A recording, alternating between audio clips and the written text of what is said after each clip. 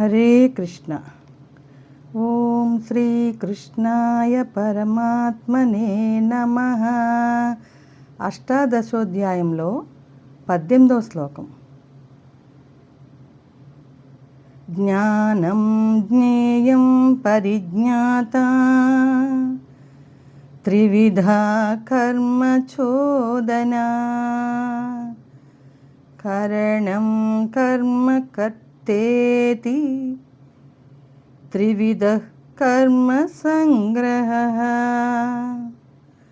భగవానుడు 18వ అధ్యాయంలో అర్జునుడితో చెప్తున్నాడు, జ్ఞానము నువ్వు ఇప్పుడంతా విని జ్ఞానము అంతా నీకు తెలిసింది, నీవేంటో తెలుసుకున్నావు.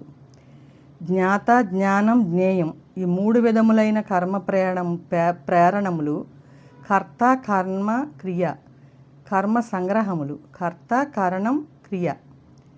ఈ 3 విధములు జ్ఞానం తెలుసుకున్న వాళ్ళు జ్ఞానోదయం పొంది వాళ్ళు చేయవలసిన పనులు వాళ్ళు చేస్తారు. ఇప్పుడు నువ్వు చేయవలసిన పని ఏంటో అది నువ్వు చెయ్యి, లేచి యుద్ధం చెయ్యి అన్నాడు. అంటే జ్ఞానోదయం పొందితే ఏ పనైనా చేయగలం, ఎవరేంటో తెలుసుకోగలం. జ్ఞానోదయం అంటే మనం మనుషుల్ని తెలుసుకోవటం, అది మనకు జ్ఞానం అందజేస్తుంది. అన్నిటినీ తెలుసుకోవటం. దాని స్టోరీలో చెప్పుకుందాం. ఒక గ్రామంలో శివయ్య అనే రైతు ఉండేవాడు, పేద రైతు.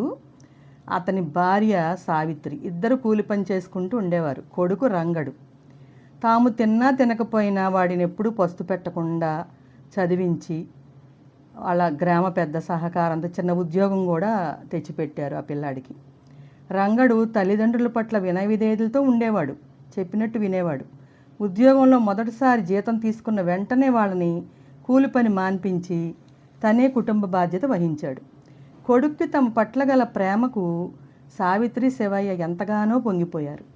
ఊళ్ళో నలుగురికి కూడా వాడి గురించి ఎంతో గొప్పగా చెప్పుకుని మురిసిపోయేవారనమాట. పుత్రుడు పుట్టగానే కాదు, ఆ పుత్రుడిని 10 మంది మెచ్చుకుంటేనని చెప్పి వాళ్ళకి ఆనందం కలుగుతుంది తల్లిదండ్రులకి. అలా మెచ్చుకుని చెప్పుకుని మురిసిపోయేవారనమాట. కొంతకాలం తర్వాత రంగడికి విమల అనే అమ్మాయితో పెళ్లి చేశారు. ఆ అమ్మాయి వాళ్ళ తల్లిదండ్రులు ధనవంతులు, కట్న కానుకలు కూడా బాగానే ఇచ్చారు. చాలా గడుసు అనమాట విమల, నోరు చెడ్డది, పైగా డబ్బు పిసినారితనం ఎక్కువ.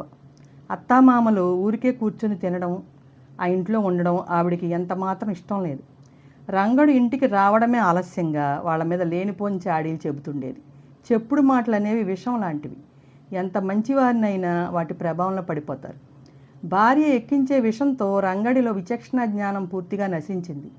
తల్లిదండ్రులు భారంగా అనిపించారు. ఎక్కడికైనా పంపుదామంటే వాళ్ళు వెళ్ళరు. కాబట్టి మొత్తంగా ఈ లోకం నుంచే పంపించేయాలనుకున్నాడు. ఒకరోజు సంచి ఒకటి భుజాన్ని తగిలించుకుని తలుపులమ్మ తల్లి తీర్థానికి వెళదామని చెప్పి తల్లిదండ్రులను తీసుకుని వెళ్ళాడు. వాళ్ళు కోడల్ని కూడా రమ్మన్నారు, కానీ ఆమె రానంది. సరే, కొంత దూరం అడవి మార్గాన వెళ్ళాలి. అడవి మధ్యకి రాగానే రంగడు ఒక చెట్టు నీడన తల్లిదండ్రులను కూర్చోబెట్టాడు. ఇప్పుడే వస్తానని చెప్పి సంచిలో ఉన్న సామాగ్రితో దొంగోడు వేషం వేసుకున్నాడు. దొంగోడులాగా వేషం వేసుకొచ్చాడనమాట. ఒక దృఢంగా ఉన్న ఒక చెట్టు కొమ్మను విరిచిపట్టుకుని తల్లిదండ్రుల దగ్గరికి వచ్చాడు. వాటితో తల్లిదండ్రులను కొట్టి చంపుదామనుకున్నాడనమాట. కర్రను పైకెత్తాడు. మారు వేషంలో ఉన్న కొడుకుని ఆ తల్లిదండ్రులు గుర్తుపట్టలేదు. వెంటనే అరిచారు గట్టిగా, ఒరే రంగా, ఎవడో మమ్మల్ని కొట్టి చంపబోతున్నాడురా, ఎక్కడున్నావో కానీ నువ్వు ఇటు రావద్దు కన్నా. వెంటనే పారిపోయి నీ ప్రాణాలు దక్కించుకో తండ్రి, నీ ప్రాణాలు దక్కించుకో, రావద్దు రావద్దు రావద్దు అని ఒకటే అరుస్తున్నారనమాట తల్లిదండ్రులు.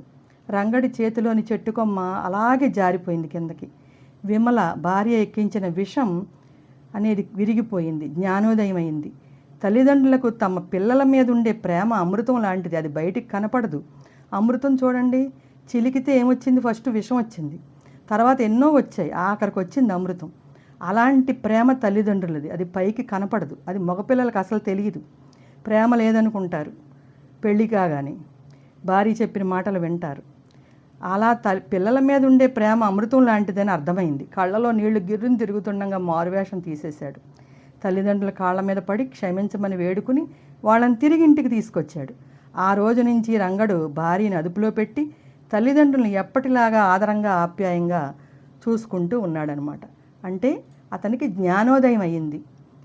జ్ఞానం అనే కన్ను తెరుచుకుంది. ఓహో అని చెప్పి ఆ తల్లిదండ్రులు అలా అరిచేసరికి వాళ్ళ ప్రాణాల కన్నా కొడుకు ప్రాణాలు ముఖ్యమని అనేసరికి అప్పుడు అర్థమైందనమాట వాళ్ళకి ఎంత ప్రేమ ఉందో తన మీద. అలా అర్జునుడికి కృష్ణుడు జ్ఞానోదయం కలిగించాడు. హరే కృష్ణ.